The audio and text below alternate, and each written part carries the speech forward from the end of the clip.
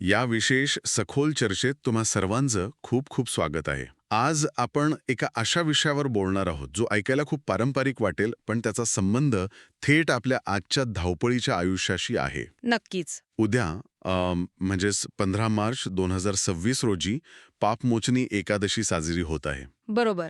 आणि आजच्या या आपल्या सखोल चर्चेचा मुख्य उद्देश फक्त यामागचे धार्मिक विधी समजून घेणं हा नाहीये. अजिबात नाही. चला तर मग हे सविस्तर उलगडून पाहूया. आपला उद्देश या व्रतामागील जी आध्यात्मिक मुक्ती आहे किंवा जे मानसिक शुद्धीकरण आहे ते समजून घेणं हा आहे. आणि हे शुद्धीकरण आजच्या काळात खूप जास्त गरजेचं आहे. कारण आपण अशा एका जगात जगत आहोत जिथे कामाचा ताण आणि माहितीच्या ओझ्याखाली आपण रोज स्वतःला कुठेतरी कमी लेखत असतो. राईट. एखादी छोटी चूक झाली तरी ती विसरणं आपल्याला शक्य होत नाही. म्हणून ही एकादशी केवळ एक सण नसून माहितीच्या आणि अपेक्षांच्या ओझ्याखाली दबलेल्या आजच्या मानवाला रिफ्रेश करण्याची एक अत्यंत प्राचीन पद्धत आहे. म्हणजे एक प्रकारे रिसेट बटनच. अगदी तसंच. खूपच छान. तर आपण या दिवसाच्या नावापासूनच सुरुवात करूया. आपण ज्या दिवसाविषयी बोलत आहोत त्याचं नाव आहे पापमोचिनी एकादशी. हं. आता यातील पापमोचिनी हा शब्दच खूप मोठा अर्थ घेऊन येतो. पाप आणि मोचन म्हणजे त्यातून मिळणारी मुक्ती किंवा त्या पापांचा नाश करणारी एकादशी. बरोबर. पण इथे मला नेहमी असा प्रश्न पडतो की इथे पाप म्हणजे नक्की काय? कारण जेव्हा आपण पाप हा शब्द ऐकतो तेव्हा डोळ्यांसमोर एखादा मोठा गुन्हा किंवा खूप क्रूर असं कृत्य येतं. पण सामान्य माणूस तर असे गुन्हे रोज करत नाही. हा खूपच महत्वाचा मुद्दा मांडलात तुम्ही. इथे पाप या शब्दाचा अर्थ एखाद्या मोठ्या गुन्ह्यापुरता मर्यादित नाहीये. अच्छा. भारतीय तत्वज्ञानात ज्या गोष्टीमुळे तुमच्या मनाला क्लेश होतो किंवा ज्यामुळे तुम्ही स्वतःच्याच नजरेत पडता, ती प्रत्येक गोष्ट पाप या व्याख्येत बसते. म्हणजे रोजच्या जीवनातल्या छोट्या चुका? अगदी. दैनंदिन जीवनात आपल्या हातून नकळत घडणाऱ्या चुका असतील किंवा रागाच्या भरात कुणाला तरी बोललेले कटू शब्द असतील किंवा अगदी एखादं काम वेळेवर न केल्यामुळे येणारी अपराधाची भावना, हे सगळं त्या पापात जमा होतं आणि यातून जी नकारात्मकता तयार होते. तिलाच आपण आजकाल गिल्ट म्हणतो. एक्झॅक्टली. गिल्ट.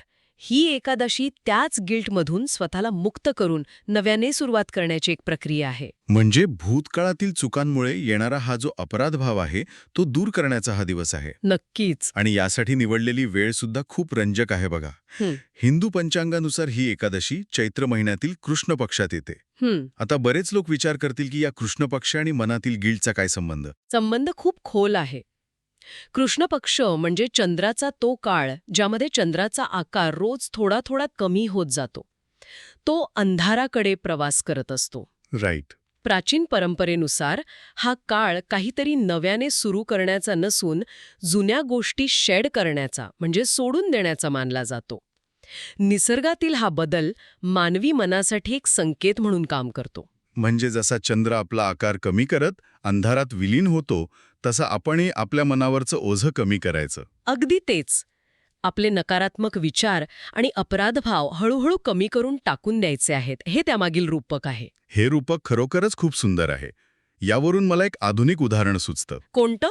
जेव्हा आपण आपल्या लॅपटॉपवर काम करत असतो आणि बॅकग्राऊंडला अनेक हेवी प्रोग्राम्स किंवा टॅब्स उघडे असतात, तेव्हा तो लॅपटॉप प्रचंड स्लो होतो किंवा हँग होऊ लागतो. हो, नेहमीच होतं हे.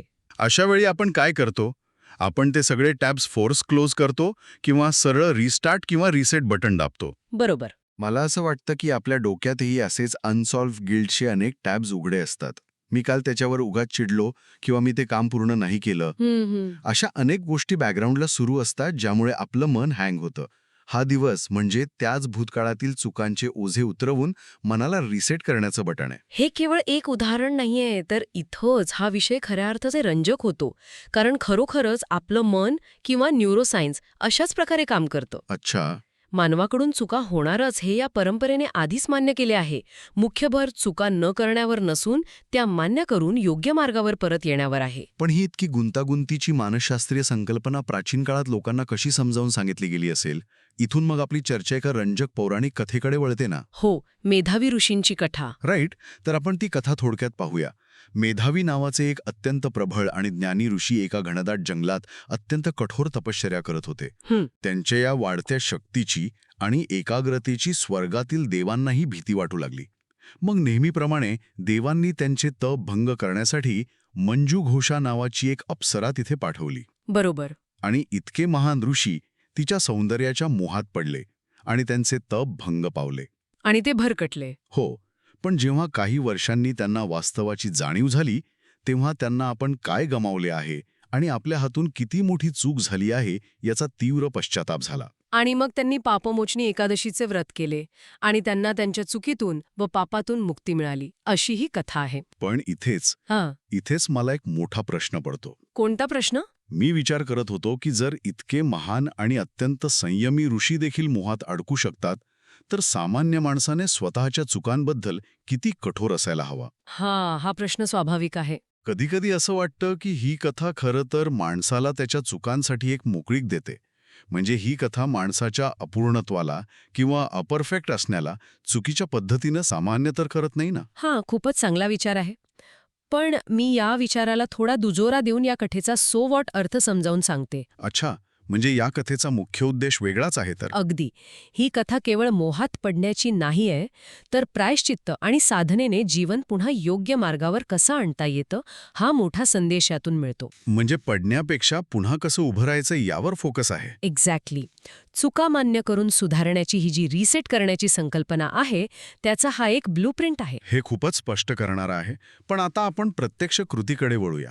ऋषींनी जसे प्रायश्चित्त घेतले तशी ती प्रक्रिया प्रत्यक्षात कशी पार पाडली जाते? यासाठी ग्रंथांमध्ये जे नियम दिले आहेत ते एका टूलकिट सारखे आहेत. टूलकिट. हो. यात आध्यात्मिक कृती आणि आहार यांचा प्रामुख्याने समावेश होतो. बरोबर. आध्यात्मिक कृतींबद्दल बोलायचं झालं तर यात पहाटे लवकर उठून स्नान करणं, भगवान विष्णू किंवा श्रीकृष्णाची पूजा करणं हे सगळं येतं. आणि ओम नमो भगवते वासुदेवाय या मंत्राचा जप करणं, संध्याकाळी आरती आणि कथा वाचन करणं. पण मला वाटतं या प्रक्रियेतील सर्वात महत्त्वाचा आणि व्यावहारिकदृष्ट्या रंजक भाग म्हणजे या दिवशीचा आहार. नक्कीच. आहाराचे नियम खूपच कडक आहेत. एकतर पूर्णपणे निराहार राहायचं आणि जर ते शक्य नसेल तर फलाहार करायचा. म्हणजे फळे, दूध, साबुदाणा, शेंगदाणे, राजगिरा आणि बटाटा असे मोजकेच पदार्थ खाण्याची मुभा असते. हो, पण सगळ्यात महत्वाची गोष्ट म्हणजे या दिवशी तांदूळ, गहू, सर्व प्रकारच्या डाळी आणि कांदा लसूण पूर्णपणे वर्ज्य मानले जातात. आता इथे माझा एक प्रश्न आहे की एखादी चूक सुधारण्याचा आणि गहू तांदूळ न खाण्याचा नेमका काय संबंध असू शकतो? याचा आधुनिक दृष्टिकोनातून विचार केला तर खूप छान संबंध लागतो. जेव्हा आपण हलका आहार घेतो किंवा फलाहार करतो तेव्हा आपल्या पचनसंस्थेला एक मोठी विश्रांती मिळते. अच्छा. तांदूळ किंवा गहू पचवण्यासाठी शरीराची जी ऊर्जा खर्च होते ती इथे वाचते. अरे वा, म्हणजे आपण शारीरिक पातळीवर ऊर्जा वाचवत आहोत. अगदी. आणि ही वाचलेली ऊर्जा मग ध्यान आणि आत्मचिंतनासाठी वापरली जाते, ज्यामुळे मानसिक शांती वाढते. हे तर खूपच लॉजिकल आहे. म्हणजे तर या सगळ्याचा नेमका अर्थ काय? हे सर्व नियम ऐकल्यावर मला असं वाटतं की हा आजच्या काळातील डिजिटल आणि मेंटल डिटॉक्सचाच एक प्रकार आहे. आणि त्याला डाएट क्लीन्सची जोड दिली गेली आहे. एक्झॅक्टली. ज्याला एक आध्यात्मिक जोड दिली गेली आहे. पण या आहारासोबतच यात वर्तनाचेही काही नियम आहेत ना? हो. परंपरेनुसार या दिवशी वाद घालणे, रागवणे, खोटे बोलणे आणि दिवसा जास्त झोपणे या गोष्टी पूर्णपणे टाळल्या जातात. म्हणजे पूर्ण दिवस शांतता, संयम आणि सकारात्मक विचारांवर भर दिला जातो. आणि हे खूप महत्वाचं आहे, कारण जेव्हा तुम्ही रागवत नाही किंवा वाद घालत नाही तेव्हा तुम्ही तुमची मानसिक ऊर्जा वाचवत असता. राईट. हलका आहार घेऊन शारीरिक ऊर्जा वाचते आणि राग न करता मानसिक ऊर्जा वाचते. आणि मग ही दोन्ही प्रकारची वाचलेली ऊर्जा आपण त्या रिसेट प्रक्रियेसाठी वापरतो. अगदी बरोबर.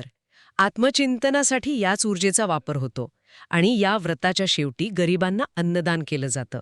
अच्छा, म्हणजे स्वतःच्याच विचारांमधून बाहेर येऊन इतरांसाठी काहीतरी करणं.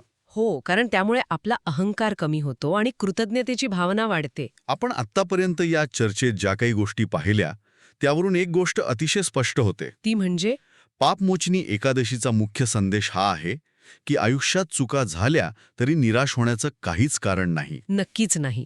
स्वतःला सुधारणे नेहमी शक्य असते. आणि संयम, भक्ती आणि सकारात्मक विचार यांच्या मदतीनं आपण आपलं जीवन खऱ्या अर्थाने बदलू शकतो, हेही तितकंच खरं आहे. हो, मुख्य अर्थ आहे. आता या चर्चेच्या अगदी शेवटी एक विचार नक्कीच मनात येतो, जो मी इथं मांडू इच्छितो. कोणता विचार? म्हणजे आपण पाहिलं की जर केवळ एका दिवसासाठी विशिष्ट आहार टाळल्याने आणि राग किंवा खोटे बोलणे यांसारख्या नकारात्मक भावनांपासून दूर राहिल्याने शरीर आणि मनाला इतकी विश्रांती मिळत असेल, तर हाच क्षमाशीलतेचा आणि आत्मचिंतनाचा पॉज आपण कोणत्याही धार्मिक कॅलेंडरची वाट न पाहता महिन्यातून एकदा तरी स्वतःसाठी घेतला तर, अरे वा, हा खूपच सुंदर विचार आहे. राईट? कारण आधुनिक काळातील मानसिक तणाव आणि बर्नआउट टाळण्याचं हे एक प्राचीन रहस्य असू शकेल का, हा प्रश्न पडतोच. नक्कीच. आणि आपण सर्वांनी यावर विचार करायला हवा. अगदी.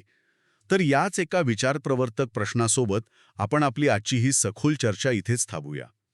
ऐकणाऱ्यांनी स्वतःच्या आयुष्यात या माहितीचा कसा उपयोग करता येईल याचा नक्की विचार करावा. पुन्हा भेटूया अशाच एका नव्या विषयासह. धन्यवाद.